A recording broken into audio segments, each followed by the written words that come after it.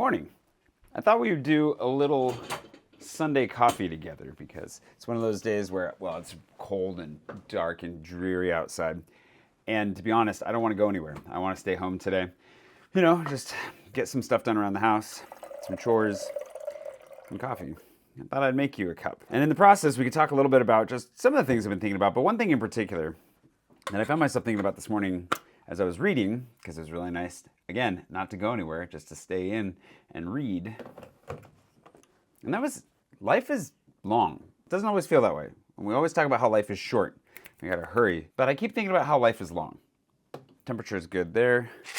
Here's the one, this is the one downside. I'm not 100% sure I actually have enough to share. So let's see how this goes.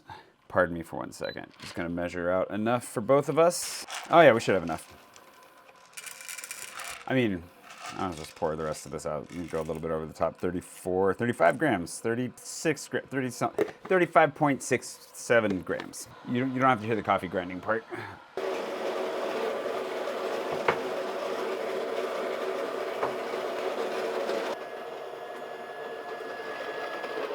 I like this grinder, it just takes a long time. Oh, and I also need to rinse the filter. This is a process best carried out by a sink. I'm starting to understand why. Hold on. Just took it as another opportunity to wash my hands. I've been using a Chemex for, I don't even know how long now. Probably just like 5 or 6 years. Wasn't always like a total coffee nerd, you know? I don't know that I even qualify as being, I love coffee, and obviously I like what I tend to think of as good, like quality coffee. But the Chemex, the reason that I really like the Chemex is, for one, it's the best for making like coffee for 2 people, which is really nice. This is what I make every time my dad is here, or like Patron comes over for a cup of coffee, or, you know, that's about it, honestly. I don't have a lot of neighbors. And most of my friends won't come this far. I don't live close to almost any of my friends, so Pouchon's the only one that lives anywhere nearby. But the reasons that I really like the Chemex is because of just the clarity that it provides. Like the filtration is really nice, and if you're drinking something that's lighter, like an Ethiopian that tends to be fruitier and like, I guess a little bit more aromatic, it really does a good job of bringing that out. Whereas like the AeroPress, which is the other thing that I tend to use all the time, this is what I actually use day to day for myself, because it's a single person can use this really easily. The filters are tiny, you don't even have to really rinse them off. So it's a lot more efficient, a little bit less wasteful. Like this feels like a lot of paper for one person. And then it lets a little bit more of the oil through.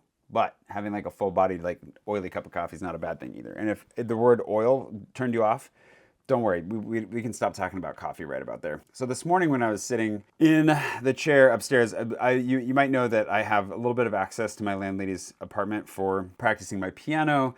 I can sit on the balcony when it's not stormy outside. I mean, I could sit out there when it's stormy, I just choose not to. Since I end up working up there some, I also just kind of post up and read for a little bit. So I was reading this morning, and one of the nice things that I get, like the sense that I get from reading up there or any space that's not down here, although I get it down here too to some degree, is that feeling like, man, I can't wait to have my own space. Like an apartment or a creative studio or somewhere that has a ton of light, that is open, that I can host. That's something I can't do here. That's the one rule she gave me when she gave me access to her place upstairs, is I couldn't host. And I miss hosting. I miss having friends over, you know, having dinners or parties or whatever. So I miss doing that.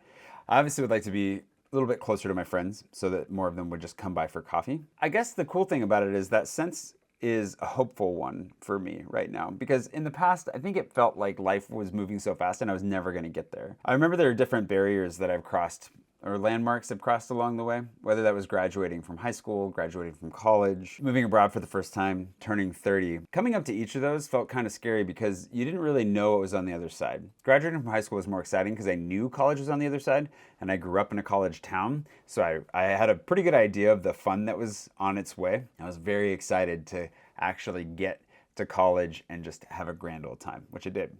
But once you get past college, at least the way that I was raised and in the town I was raised in, which is a university/farming town, they don't really give you a whole lot of instructions about what's going to happen after college. And leading up to that, it's kind of exciting, but kind of scary. And then you get to the other side and discover, yeah, life just kind of keeps going. And it kind of keeps getting better. Same thing I discovered when I turned 30. There was something just freeing about turning 30. If you go back, we've been releasing these vlogs that I was making back when I turned 30. So in 2015, I was vlogging a little bit, like experimenting with it, definitely inspired by Casey Neistat. At the time, he was just like rocketing, and the whole format was fascinating to me and something that I thought was really cool. And it was a really, really lonely period of my life. I was a consultant. I was traveling all over the country, training people on electronic medical records, which is just about as boring as it sounds. It was a good way of seeing the country. And when I turned 30, I actually flew down to Cancun, I think. And I made a vlog about it, and it's kind of the saddest, loneliest vlog. And I remember going down there by myself. I think my client actually had to pay for the airfare, but I had enough hotel points at that point, and I was completely by myself. And I was making these videos and trying to write, because I was writing another book at the time, and I was so deeply lonely. I was so sad and so alone, and I turned 30 by myself in Mexico. No friends around, no family. I hardly said a word to anybody that I met while I was there. And the only companion I had was my camera and the like 4 people that watched that video. If you want to see something that's about that tragic, we've been re-releasing those for my patrons every Monday. I think it's at the Wanderer level and up. You get to actually go back and watch those old videos because they've been made private. They're not visible. They're on another channel altogether than my channel. So we're just kind of putting those out one at a time. But the reason I bring it up is because I remember, despite the fact that it was a really lonely period and despite the fact that I was really struggling, I just remember feeling unburdened by turning 30. I remember feeling a sense of freedom and a sense of change. It's when I made the decision to lose weight for the first time and wound up being very successful at it. I just felt different in a good way. And it was surprising because I kind of thought, oh no, my life is coming to an end. And in the same way, I'm approaching 40 now, 38, I guess. There's so many reasons to look at your life and think, oh my gosh, what have I done? And that's not fair, because when I stop and look at what I've done with my life, it's actually a fair amount. Here, I gotta throw this, I'll let it cool down. Here's the question I have for you though. Do you want the Thompson twins mug or the Good News Coffee Shop mug?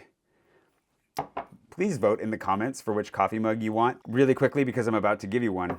And I can't promise the one you voted for. I got this one from the Atelier de Lumière, you know, the really fun immersive art experience here in Paris.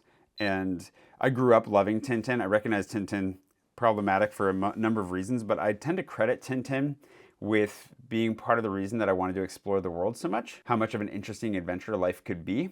And so it kind of just makes me feel warm and fuzzy to see these 2 bumbling buffoons on a coffee mug. I like this one a lot. Here, you can have that one. I think that's a good one. It makes me happy. What can I say? Good News makes me happy too, but that's a good one. Ooh, that's nice. That's exactly what I needed. The thing that I get reminded of when I'm sitting there reading my books and seeing a little bit of history, right? I'm reading this book on the history of France. I'm also reading Atomic Habits again. I haven't read it for a while, and I really wanted to reread it and see how my perspective on it had changed, and it's been really good. I'm really enjoying it. And recognizing, man, there's so much of life left to live. I don't know if I've shared this story yet or not, but I ran into this guy in the park when I was walking Cooper one day. He was playing with his dog as well, older than me, in his 50s or 60s. Told me his story about how he was a retired Army colonel, I think, and he was on his way to being a general, but he'd had some health issues, and he'd spent his entire career traveling the world. Like, that's why he got into the Army as an engineer, was to see the world. And when he had these health concerns, they told him, you're going to have to stay behind a desk. Like, you can still continue on, you can retire as a general, but you're going to have to lay low. We don't want you getting injured off adventuring somewhere. And he was like, you know what? Now I'm done. He retired. And he seemed very happy about that, but he also seemed very happy just about life in general, where in his 40s, he saw like some guys swinging sticks, was the way that he put it, and went to check it out and discovered golf, and was terrible at it, but loved learning and just went for it, and eventually, started golfing and golfed all over the world until he was no longer allowed to travel all over the world, at least on the government's dime. And he also then, around that time, ended up picking up piano in his mid-40s, and he told me he didn't know the difference between a white key and a black key, but he started playing, and eventually, he became pretty good at it. And then his son started playing, and his son overtook him in proficiency very quickly. But I found it a very inspiring story, because here's this guy who's just like happy to be out with his dog, still traveling around the world on his own dime now, still adventuring around a little bit, but still actively learning and improving his quality of life by keeping things going.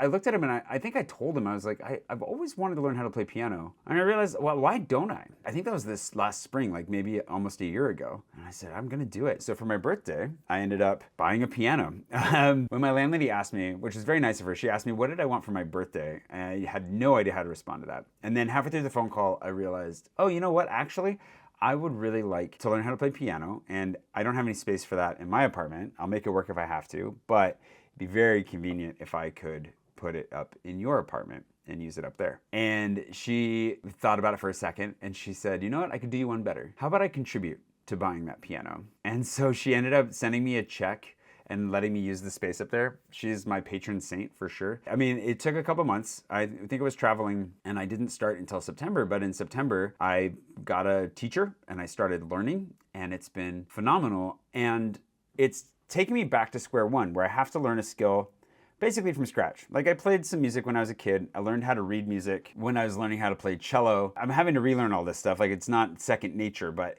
that does help a little bit. But there's something really gratifying about starting at the baseline and struggling and not getting very much in the way of results, but seeing those tiny little improvements day by day, week by week. And it makes me really excited for the rest of my life, because I realize I don't have to stop there. There's so much I can learn. There's so much to see and explore and experiment with. And you never know where life's going to take you. I had another quote that came through. I was listening to Matt Pat's interview with Colin and Samir, and it was either he or his wife. I believe her name's Stephanie. Correct me if I'm wrong. But they talked about how on the spectrum of happiness, between happiness and you would think unhappiness, in reality it's between happiness and interestingness. How interesting is your life versus how happy is your life? And the more interesting your life, possibly the less happy. And this might make me sound really weird, but when I heard them say that, and they were talking about how there's an exchange that can be made if you simplify your life, make it maybe a little more boring, you're probably going to be happier. I thought, you know, it's funny, I've always wanted to have an interesting life for some reason. I don't know why. Again, who knows? Maybe we can blame Tintin. How do you like the coffee, by the way?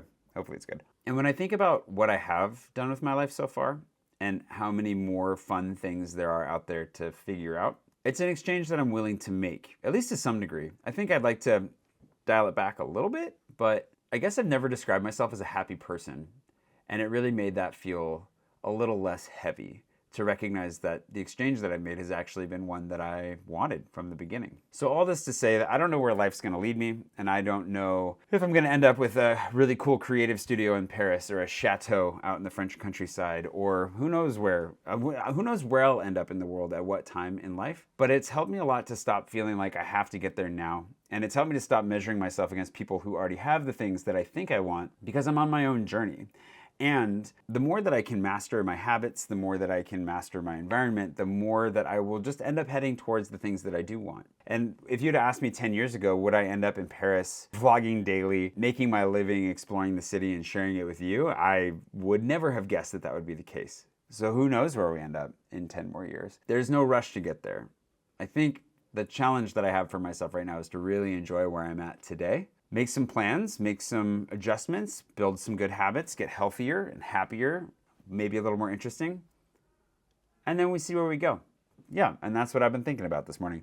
I'm going to shout out my sister, who just recently upped her pledge on Patreon, and it's really kind of her to support me in the first place. Kaarin, thank you so much, my Patron producer for today, and also somebody I'm looking forward to having more time with in the future. That's another one of those things that has definitely been a challenge. Like, I'm living apart from family and not being able to spend as much time with my sister as I would really like to. But it helps to relieve a little bit of that pressure or that sadness, knowing that we have decades ahead of us to continue to build our relationship. And it's something that I want to make sure that I do, and that I do well. If you enjoyed sitting down and having a cup of coffee with me, let me know. And of course, if you got the mug you wanted, let me know. Maybe we can switch it around next time. I'm really excited for what's to come. I think there's just so much more fun in the future. It's really easy to get doom and gloom about so many of the things that are going on in life. Can't control most of that. So I'd rather just kind of sit and focus on what can I control in my own life, in my own circle, and we'll go from there. Anyway, thanks for watching, and I'll see you bright and early tomorrow morning for another one of these. What are they asked. Nobody knew.